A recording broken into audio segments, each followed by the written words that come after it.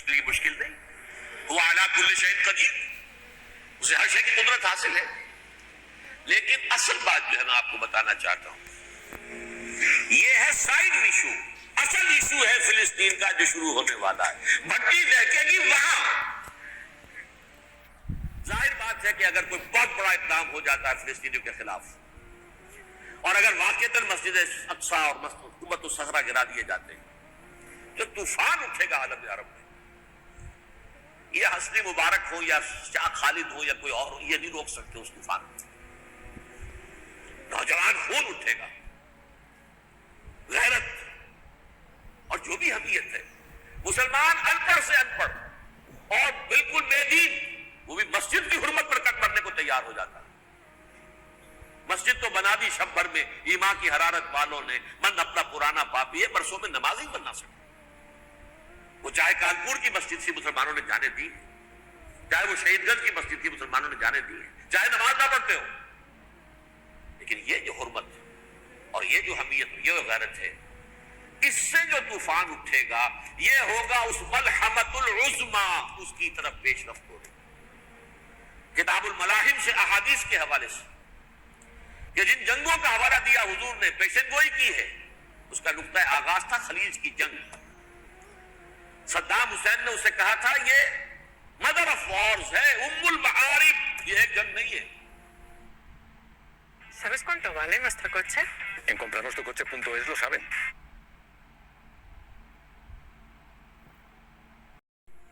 اس کا نقشہ بھی حدیث میں موجود ہے، پیشن گوئی موجود تھی، اس وقت بھی ہم نے شائع کی تھی. لیکن اس میں جو جنگ اب ہونے والی وہ الملحمۃ العظما. ملحمہ کسے کہتے ہیں؟ لحم گوشت کو کہتے ہیں، اور قصائی کی دکان کو عربی میں ملحم کہتے ہیں، جہاں گوشت کے ٹکڑے کیے جاتے ہیں. آج کل مشینوں سے ہوتے ہیں، اب جو ہے وہ ہاتھ سے چھریوں سے نہیں ہوتے، لیکن ٹکڑے ہو رہے ہوتے ہیں، جسموں کے چیتڑے اڑ رہے ہوتے ہیں. ملحمہ، یہی لفظ استعمال کیا تھا حضرت سعد ابن عبادہ نے رضی اللہ تعالی عنہ یوم فتح مکہ. ان کے دل میں تھا کہ اب ہم انتقام لیں گے ان عربوں سے، ان قریش سے. الیوم یوم الملحمہ، الیوم یوم الملحمہ، یہ کہتے ہوئے جا رہے تھے. ایک خاص کیفیت، آج ہے گوشت کے ٹکڑے اڑانے کا دن.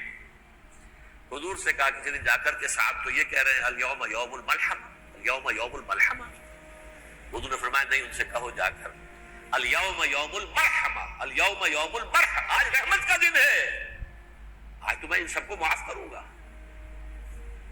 لا تثریب علیکم اليوم، میں تم سے وہی بات کہہ رہا ہوں جو میرے بھائی یوسف نے کہی تھی اپنے بھائیوں سے، اذهبوا فانتم الطلقاء، جاؤ تم سب کے سب آزاد. وہ ملحمہ ہے جس کو کہ حضور نے حضرت معاذ بن جبل رضی اللہ تعالیٰ عنہ سے روایت ہے، اس میں سے جو ابو داؤد میں روایت آئی ہے اس میں الملحمۃ العظما، عظما مؤنث ہے اعظم کا. آپ کہتے ہیں جنگ عظیم اول، جنگ عظیم دوم. عظیم کا باب ہو گیا اعظم، سب سے بڑا، اور اس کا مؤنث ہے سب سے بڑی، عظما. الملحمۃ العظما، سب سے بڑی لڑائی. میرے نزدیک یہ وار کے معنی میں نہیں ہے، بیٹل کے معنی میں. انگریزی میں یہ دو لفظ علیحدہ ہے، وار، بیٹل. وار سالوں کو محیط ہوتی ہے، بیٹل کسی ایک خاص جگہ پر جو لڑائی ہوتی ہے اس کو کہتے ہیں. حضور کے اور قریش کے درمیان 6 سالہ وار تھی، جنگ تھی. لیکن battles, battle of Uhud, battle of Badr, یہ بیٹلز تھی، لڑائیاں تھی. تو عظیم ترین جنگ شاید اس اعتبار سے نہ ہو جیسے کہ ورلڈ وار 1 اور ورلڈ وار 2، یعنی اس کی وسعت کا اتنا معاملہ نہیں اور طوالت کا نہیں. لیکن جو لڑائی جو ہے بیٹل ہونی ہے، جس کو کہ یہ لوگ، یا چونکہ میں نے کہا تھا شروع میں کہ سرما ہے میری آنکھ کا خاک حجاز و ہول قدس. نیو ٹیسٹمنٹ کی آخری کتاب ہے the book of revelation, revelation of saint John. اس میں آرمگڈون کہا گیا ہے. اسے ہر مجدون، یہ عبرانی لفظ ہے. ہر کہتے ہیں اونچی جگہ کو، سطح مرتفع.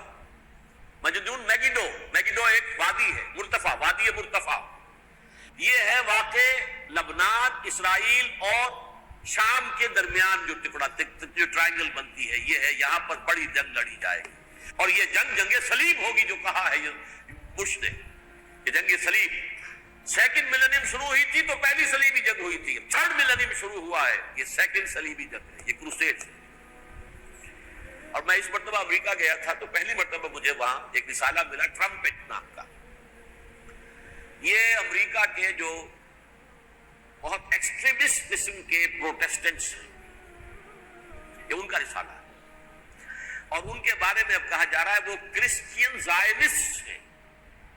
आप शायद पहली मरतबा ये लफ्ज़ सुन रहे हो।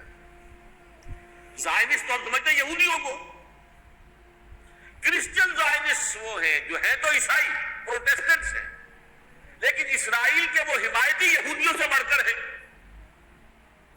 ये मेरी किसी पहली तकरीर में शायद बहुत से हज़रात को याद आ जाए, मैंने कहा था 4 साल पहले हमारा तंजीम इस्लामी का एक कन्वेंशन हुआ था ह्यूस्टन में, अमेरिका का जनूबी इलाके का शहर है।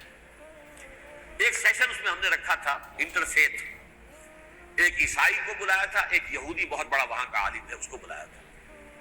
उस यहूदी आलिम ने डॉक्टर विश्वग्राट, जो वहां की यूनिवर्सिटी में प्रोफेसर एमेरिटस है, उसने कहा था कि ये इस्राइल को तो सपोर्ट कर रहे हैं ईसाई, हम तो नहीं कर रहे। जो प्रैक्टिसिंग यहूदी है वो ज्यादा इस्राइल के हक में नहीं थे, ये तो सन 67 के बाद उन्होंने इस्राइल को तस्लीम किया है। वो तो मुंतज़िर थे कि हमारा मसीहा आएगा तो उसकी क़यादत में जंग करेंगे, जैसे शिया मुंतज़िर थे कि मेहदी मऊद आएंगे तो फिर हम कुछ करेंगे। वो इमाम खुमैनी ने कहा भाई जब वो आएंगे आ जाएंगे, लेकिन हम कुछ रास्ता के लिए। ज़ायनिस्ट ने आगे बढ़कर रियासत कायम कर ली और जब यरूशलेम पर भी पूरा कब्जा कर लिया तब जो है दर हकीकत मजहबी यहूदी जो है फिर उन्होंने अपनाया है, ओन किया है, और नए सेटलमेंट जो भी बने हैं वहां पर इस्राइल में उसमें अक्सर व बेशतर मजहबी यहूदी आया। और ब्रुकलिन के इलाके से सबसे बढ़कर आए हैं, जो अमेरिका में न्यूयॉर्क का एक जनूबी इलाका है, बहुत बड़ा यहूदियों का बहुत बड़ा गढ़ है। न्यूयॉर्क को ज्यू यॉर्क भी कहा जाता है, वो तो असल में मरकज जो है वो तो यहूदियों का। Al otro lado de la pista hay una cuenta corriente con un 2% tal de गढ़ है, न्यूयॉर्क को ज्यू यॉर्क भी कहा जाता है, वो तो असल में मरकज जो है वो तो यहूदियों का। इस हवाले से वहां पर जो क्रिश्चियन ज़ायनिस्ट कहलाते हैं वो इस्राइल के यहूदियों से भी बढ़कर कहीं सपोर्ट करते। बहरहाल इस दूसरी सलीबी जंग का मामला जो मैं कह रहा था, ट्रम्पेट नामी रिसाला, उसका एक मजमून है द लास्ट क्रूसेड। अब ये आखिरी क्रूसेड है जो शुरू होने वाला है। मैं तो हैरान हूं किस कदर खुल के वो बातें करते हैं। रोमन कैथोलिक्स को वो कहते हैं कि ये शैतान है, ये पोप शैतान है, ये यूरोप को इसने जमा किया है क्रिश्चियनिटी की बुनियाद पर, और इसमें ज्यादातर कैथोलिक्स हैं। आपको मालूम है बरतानिया बड़ी मुश्किल से शामिल हुआ इनके साथ, इसलिए कि वो प्रोटेस्टेंट्स का सरदार था, अभी पूरी तरह नहीं है। यूरोप जो है वो रोमन एम्पायर दोबारा ये खड़ी कर रहा है, और दर हकीकत ये जो है यहूदियों से भी छीनना चाहते हैं इसराइल को और फिलिस्तीन को, और मुसलमानों से भी, और ये वही क्रूसेड जो थे अरबन सानी के, उसकी तैयारी कर रहे हैं ताकि वहां पर ईसाई हुकूमत कायम हो जाए, कैथोलिक्स की, पोप की हुकूमत कायम हो जाए, जैसे ईस्ट तैमूर में कर दी। ईस्ट तैमूर में कौन सी हुकूमत बनी? Roman Catholic. Roman Catholic Israel में बने ताकि ये सारे मकामात मुकद्दसा जहां इसराइल पैदा हुए, बैतुल हजरत मसीह पैदा हुआ, बैतुल्लहम कहां है? वही है कि नहीं? जहां से रिजरेक्शन हुआ उनके ख्याल में वो कहां है? वहीं पर है कि नहीं? बड़े बड़े गिरजे उनके वही है। तो इस एतबार से उनका कहना यह है ये लास्ट क्रूसेड की तैयारी हो रही है, ये कैफोर, और उनका कहना यह है कि ये पूरी ताकत नेटो की जो है, ये पहले जर्मनी से लाई गई बोस्निया, इन्होंने खुद वहां जंग करवाई, इन्होंने खुद वहां पर एथनिक क्लेंसिंग करवाई, फिर खुद मुसालहत के लिए आ गए, फिर कोसोवो में इन्होंने खुद आग भड़काई। ये मैं नहीं कह रहा, ये वो ट्रम्पेट रिसाला अमेरिका से छपने वाला प्रोटेस्टेंट्स का रिसाला है जो कह रहा है। फिर उन्होंने कोसोवो के अंदर करवाया और फिर वो वहां पर पीस फोर्स की हैसियत से आ गए। अब वो मैसेडोनिया में करवा रहे हैं और वहां दाखिल हो गए हैं। अगला कदम उनका साइप्रस होगा, साइप्रस में तुर्कों को और वो ग्रीक्स को लड़ाएंगे और वहां आ जाएंगे, वहां से एक छलांग लगाएंगे और ये फिलिस्तीन में पहुंचेंगे, और ये वहां पर एक रोमन एम्पायर, अपनी पुरानी रोमन एम्पायर की तरह की रोमन कैथोलिक रियासत कायम करना चाहते। तो वहां अमेरिका के ईसाइयों में भी कोई एक तबका नहीं है, कैथोलिक्स भी है, कैथोलिक्स ज्यादा नहीं है हमदर्द, लेकिन अब ताबे हो चुके हैं। इसहाक रैबीन ने जब ये पीस टॉक शुरू हुई थी, आपको याद होगा शायद, कि जब वो आया था वाशिंगटन से वापस फिलिस्तीन, इसराइल, تو پہلے روم میں رکا for an audience with the Pope, اور پوپ کو اس نے ایک مرتبان سا پیش کیا تھا، حضرت سلیمان علیہ السلام کے زمانے کا مرتبان، اور کہا تھا دیکھیے 3000 برس تک ہم نے اس کی حفاظت کی ہے، اب یہ میں آپ کے حوالے کر رہا ہوں۔ اس کے بعد سے پوپ جو ہے بالکل رام ہو گیا، اور وہ عیسائیوں کے ساتھ اور یہودیوں کے ساتھ ان کا پورا پارٹنر۔ اب پورا عیسائی ورلڈ جو ہے بحثیت مجموعی یہودیوں کے شکنجے میں ہے، البتہ ان کے اندر بھی جھگڑے ہیں، جو وہاں پر وائٹ کرسچن ملیشیاز ہیں وہ ایکسٹریمسٹ ہیں کیتھولکس، ان کے نزدیک دشمن نمبر 1 یہودی، دشمن نمبر 2 مسلمان، دشمن نمبر 3 جو یورپ میں کالے ہیں ایفرو امریکن، چاہے وہ عیسائی ہو گئے ہوں کوئی بھی ہو، یہ 3 دشمن ہیں جن سے انہوں نے کلینز کرنا ہے، صاف کرنا ہے ان کے خیال کے مطابق امریکہ کی سوسائٹی، اولا یہود، پھر مسلمان، اور پھر یہ جو کالے ہیں۔ لیکن دوسری طرف پروٹیسٹنٹس کے اندر ایکسٹریمسٹ وہ ہیں جنہیں کہا جا رہا ہے یہ کرسچین زائنسٹ ہے، یہ اسرائیل کے اسرائیل سے بڑھ کر سپورٹرز۔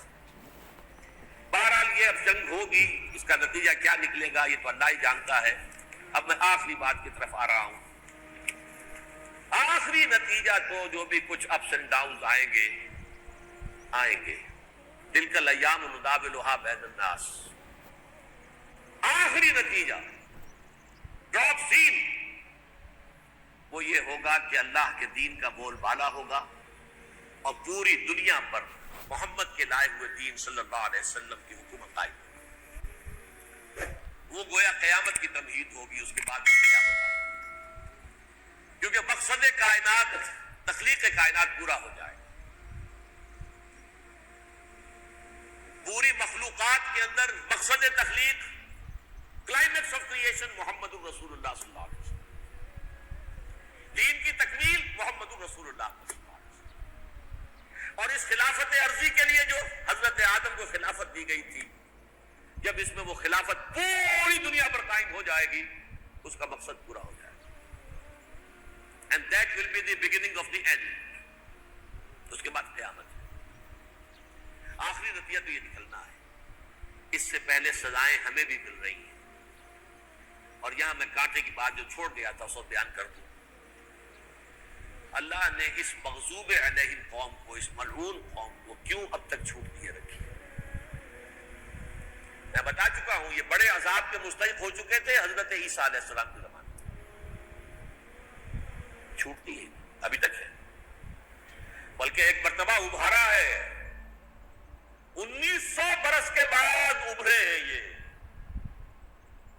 بالفور ڈیکلریشن 1917 سن 70 عیسوی کے بعد، تقریباً 1900 برس، 1850 برس تو ہے کم سے کم۔ پھر creation of Israel 1948، 1967 extension of Israel, یروشلم پر قبضہ، یہ سارا جو ہے کیوں ہے؟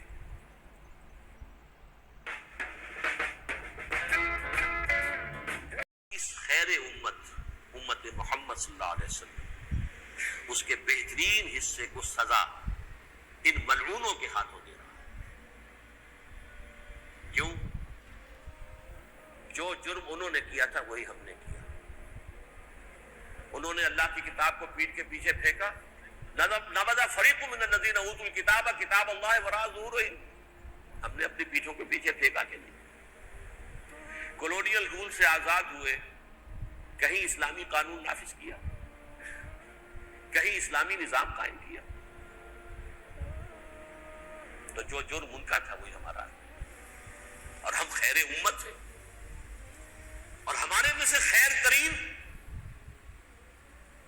عرب ہے، ان پر اللہ کا فضل، ان کی مادری زبان میں اللہ کی کتاب موجود ہے، پھر انہوں نے اللہ کے دین کو بریک دکھائی۔ جو ملک آزاد ہوا کولونیل رول سے، یا اس نے قبلہ کر لیا اپنا ماسکو کی طرف، یا کر لیا واشنگٹن کی طرف، کسی نے مکے کو قبلہ بنایا، یہ بدترین سزا ہے۔ ویل للعرب من شر قد اقترب، اور ترمذی شریف میں تو یہاں تک روایت ہے من اقتراب الساعۃ ہلاک العرب، قیامت کے قرب کی ایک نشانی یہ بھی ہوگی کہ عرب ہلاک ہو جائے۔ ایک حدیث میں الفاظ آتے ہیں، حضور نے جب کہا یہ ہوگا یہ ہوگا یہ ہوگا یہ بربادی آئے گی، تو کسی زوجہ محترمہ نام میں بھول رہا ہوں، انہوں نے پوچھا کہ عرب اس دن کہاں ہوں گے؟ فرمایا العرب یومئذ قلیل، بہت کم۔ آخری خاتمہ ہونا ہے یہود کا حضرت مسیح علیہ السلام کے ہاتھوں، وہ عذاب جو 2000 برس تک ان سے ٹلا رہا وہ آئے گا، اور ان کے رسول ہی کے ہاتھوں آئے گا۔ لیکن اس سے پہلے مسلمانوں پر یہ عذاب آ رہا ہے، ہولوکاسٹ کے درجے کا عذاب آ رہا ہے۔ البتہ ہم پاکستانی اس میں یوں سمجھ لیجئے کہ وہ تو خبریں موجود ہیں احادیث میں، وہاں تو جو ہونا ہے، اتنے انسان مریں گے کہ ایک پرندہ جو ہے اڑتا چلا جائے گا، وہ نہیں چاہے گا کہ نیچے اترے تو کسی لاش پر اترے، اسے جگہ نہیں ملے گی زمین خالی کر کہیں اتر سکے، تھک ہار کر گرے گا، مرے گا تو بھی لاش کے اوپر گرے گا۔ یہ الفاظ ہے صلی اللہ علیہ وسلم، الملحمۃ العظمی الملحمۃ الکبریٰ، یہ لاسٹ کروسیڈ، ٹرمپٹ اخبار میں، میں اس کا فوٹو اسٹیٹ بھی کبھی آپ کو دکھا دوں، ویسے میرے ساتھ ہے وہ رسالہ ٹرمپٹ، دی لاسٹ کروسیڈ، اس کی تیاری ہو، وہ الملحمۃ العظمی اور ملحمۃ الکبریٰ جو ہے وہ آنے والی ہے۔ ابن ماجہ میں کبریٰ کہا ہے، اکبر کا مؤنث کبریٰ، ملحمہ کبریٰ سب سے بڑی جنگ، اور ملحمہ عظمی سب سے عظیم جنگ۔